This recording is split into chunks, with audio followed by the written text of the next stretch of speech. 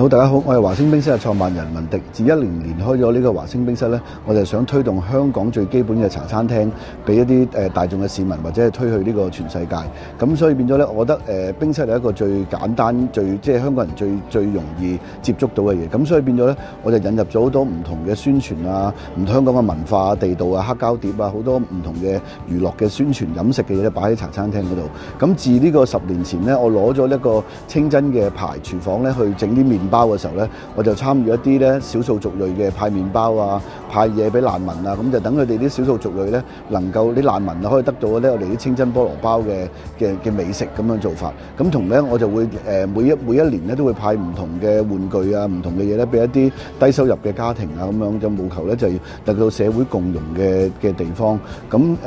其實都做咗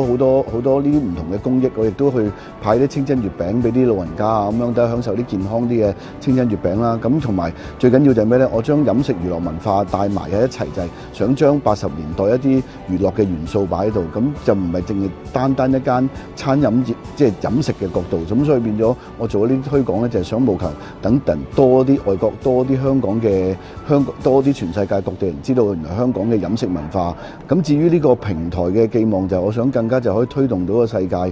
推動到喺香港推動個飲食業咧，令到知道多啲人非物質文化遺產裏邊，譬如奶茶啊、菠蘿包呢啲咁基本嘅美食咧，其實係香港誘發出去嘅咁樣。所以我係想藉住呢個角度、呢個平台咧，等人多啲了解到